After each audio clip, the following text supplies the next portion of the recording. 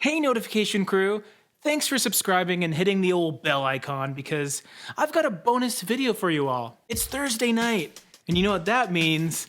Well, maybe you don't because we haven't really done this type of video a whole lot, so I'll just explain it to you. It's movie night. Now, what's a paint channel doing talking about movies and TV? Well, like we've done in a few videos in the past, I always feel it's fun to look at film and TV for some color inspiration. Because why not? These are multi-million-dollar projects that have hired dedicated design teams to make these shows absolutely gorgeous. If you don't know me, I'm James from thepaintpeople.com, and this is not one of your standard painting and decorating videos. Clearly, we're just keeping it a little more casual here. Just, chilling on the couch, having a bit of conversation, maybe getting some snacks on deck, popcorn, movie night, right? Or in my case, Cheetos, cheddar jalapeno. I like a bit of spice. Movie night is all about looking at some of our favorite shows and movies and finding a common theme within them that all has to do with color. Today we're going to talk about two unique color palettes that I've plucked out from the show Bridgerton. And the fun part is they directly apply to the show's plot. If you haven't seen it, it came out last Christmas on Netflix and is immensely popular, largely due to its subject matter, but also because of how visually stunning it is to watch.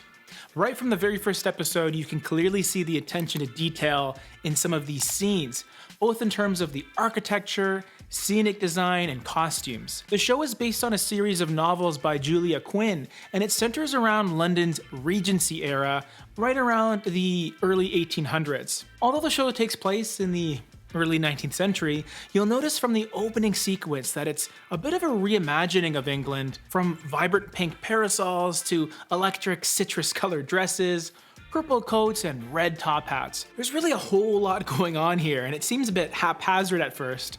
But as the story progresses, and as you start to get introduced to some of the other families, you start to see some commonality between each of these characters. Quite quickly, we're introduced to the first of the main two families in the show, the Featheringtons.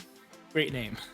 When we were out on the street, we saw a ton of different colors mishmashed all together, which is cool because it really gives you a sense of everybody having their own unique personality and reflecting that in their wardrobe. But the Featheringtons as a family, as a unit, all seem to have an appreciation for bright greens and yellows. And this is no surprise to me because, as you'll quickly realize while watching the show, the Featheringtons do what they can to be noticed. So they take every opportunity to flaunt who they are in the form of their dress and their colors. It's easy to get noticed when you're dressed like a bowl of citrus fruits, so I think they accomplished their goal. We then transition to the other major family in the show, which are conveniently the Bridgertons. And as a direct contrast to the Featheringtons, the Bridgerton family is usually seen dressed more conservatively, in pastel shades of blue and pink and a little bit of minty green. And I think a large part of their costume's muted nature is the fact that they are the more prominent family in the series. So much so that their last name is the name of the show. And it's because of this that they don't need to stand out so much and put in as much effort into wearing extremely loud and vibrant pieces of clothing. I read somewhere that this was an intentional decision by the production team, and I believe a quote I saw from the costume designer was she wanted the costumes of the Bridgertons to feel like whispers of color, which is such an awesome way of describing a more pastel color palette. Another way I like to put it are nearly neutrals. It's just a subtle kiss of color. To be honest, I'm still working my way through the show, but I've been loving it. It's definitely not for everyone, and it absolutely warrants its mature rating, so maybe don't use it as a color lesson for your children. Adults only here. Seriously, it's quite graphic.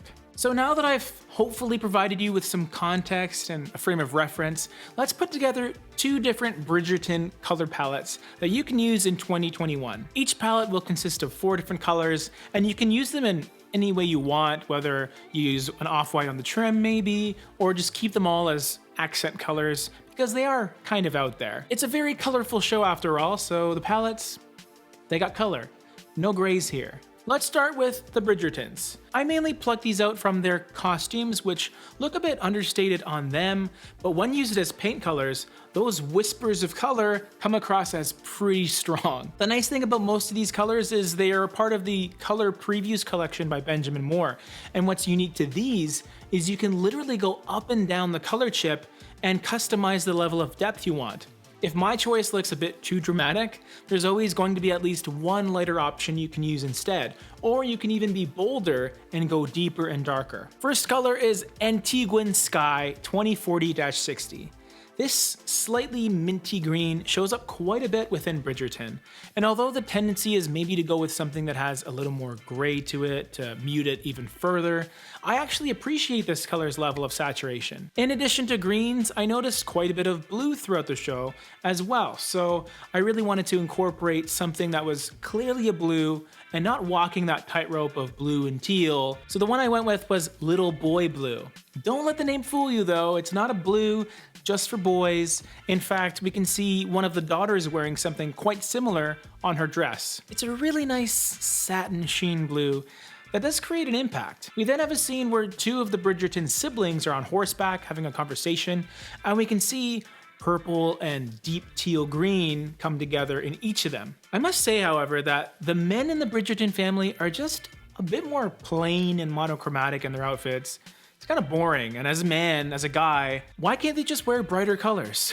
A big part of it is the colors they're wearing are a lot darker, so if you weren't looking closely, his jacket looks black, but it's actually a really dark purple, and his hat is actually an off black that's green tinted. But I was more interested in the colors in Daphne's costume. So the one that I extracted was called Scandinavian Blue. Even though blue's in the name, this color has quite a bit of purple in it, but it does have that blue-violet duality to it, which really adds to its richness. I happen to love this particular shade of purple. The fourth and final color is the off-white that brings it all together, and it's actually part of the off-white collection of Benjamin Moore. It's called Colonial Cream, and it is a yellowy, peachy off-white that still plays into the pastels of the previous colors. Don't think of this as your automatic choice for a trim color in this palette. It's just another color you can incorporate into your scheme that happens to be off-white. It's going to be the most neutral color of the bunch, so it's likely a candidate as your wall color, while the other three are pretty saturated, so they may just be add-ons or accent colors. This is also just a rough guideline of different colors you can use generally, if you want to feel a bit more like the Bridgertons. But you can always opt for something a little more grayed out. But for those of you who are sick of neutrals and soft pastels, let's transition to the bright and bold Featherington family, whose calling card are those deep, dynamic greens and yellows. I picked colors that were centered around what the daughters are wearing in this scene, starting with that light lime green, which we have in the form of the color early spring green. It's actually a perfect color choice because its darker counterpart is called citrus green, which really fits perfectly with the whole family dynamic. The next one would be another citrus-based color in lemon glow, and this one is fairly light in the grand scheme of things, but has enough yellow where you really notice it. The third color I want to look at is Creamy Peach, which is a really pleasant light peachy coral color that emerges alongside the yellows in Penelope's dress, which makes the overall look a little more orange. But that color on its own does have that peachy, pinky, coral feel. The color that really stands out in the scene is that beautiful, deep magenta color.